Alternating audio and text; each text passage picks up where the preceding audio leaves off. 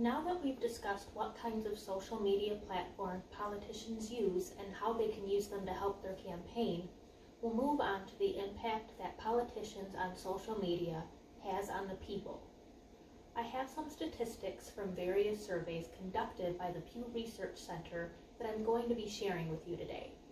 Social media is helping to get people more involved in the political process. According to a Pew Research study done in 2016 called The Political Environment on Social Media, 80% of social media users feel that these websites help people get involved with political issues that matter to them, and a similar percentage of people feel that social media has helped bring new voices into politics. When a person posts on Twitter or Facebook, they can instantly share their thoughts with the world with the click of a button, giving them the feeling that their voices are being heard, even if it's really only their own friends reading their post. Users can also tag politicians in their posts, and while a lot of politicians will probably never read the millions of things being tweeted to them, having the ability to tag a politician makes people feel like they're interacting with that person and that they're involved in the political process and that they're making their voices heard. This kind of interaction between politicians and the public is something that doesn't exist with other methods of communication, such as newspapers or TV. Social media also affects how a lot of people get their news.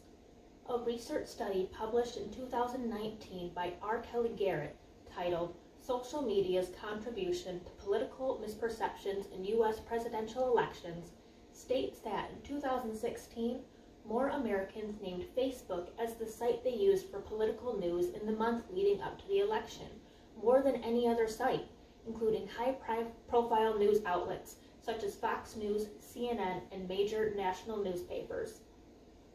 Another Pew Research survey from 2016 called Candidate Social Media Outpaces Their Websites and Emails as Online Campaign News Source showed that during the summer of 2016, about a quarter of U.S. adults turned to social media posts from the Clinton and Trump campaigns to keep up with the election. The same Pew Research survey states that 10% of adults relied on campaign websites for their news and only 6% relied on email. So social media is beating those two parts of the internet combined. Social media isn't just beating other parts of the internet, it's beating print media too.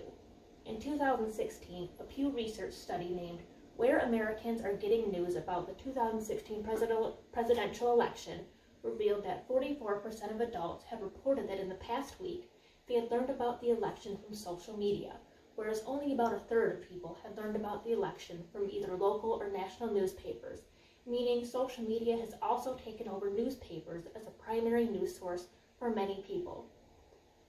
One other impact is that politicians using social media allows them to reach the younger demographics. Millennials have historically had low voter participation. However, now that social media makes them feel more included in the political process, they're more motivated to go to the polls. While all age ranges are relying on social media for political news more than email or campaign websites, this is even more prominent in young adults.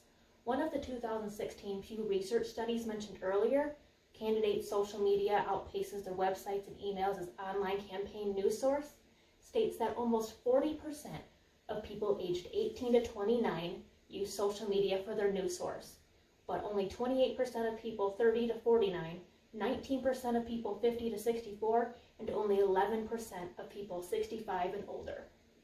Politicians using social media to campaign has allowed them to reach younger voters in a way that they never could before. Social media is something that is ingrained into a lot of young people's daily routines, and politicians are capitalizing on that to reach the younger demographics.